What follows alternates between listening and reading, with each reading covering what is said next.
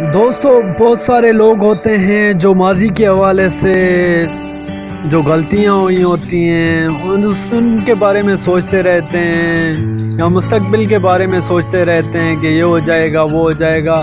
جو ہونا ہوتا ہے نا وہ ہو کر رہتا ہے، اس کو آپ ٹال نہیں سکتے۔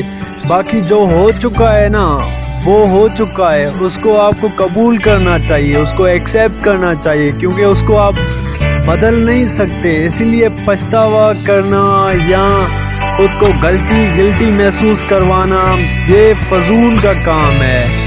تو اللہ تعالیٰ تو بڑا مہربان ہے، بڑا غفور اور رحیم ہے، وہ تو بندے کو بخش دیتا ہے، لیکن انسان کا بھی کام ہے نا کہ وہ خود کو بخش دے، خود کو جو ہے نا خود کے حال کے اوپر رحم کھائے اور اپنے آپ کے ساتھ جو ہے نا ایک اچھا سلوک، اچھا برتاؤ اور اپنی قدر کرے، اپنی رسپیکٹ کرے، خود کے ساتھ پیار کرے۔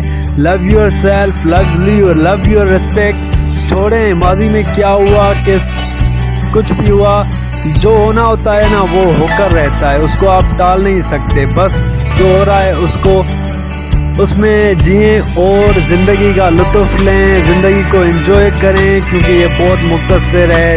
پھر یا بعد میں آپ کو پچھتاوا نہ ہو کہ یار میں نے تو زندگی کو جیا نہیں تھا۔ تو اس لیے ابھی میں جئیں، جو ہے اس کو ایکسیپٹ کریں، راضی برائے رب رہیں،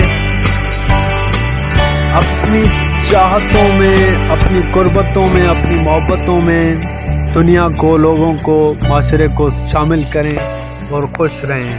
تھینک یو سو مچ۔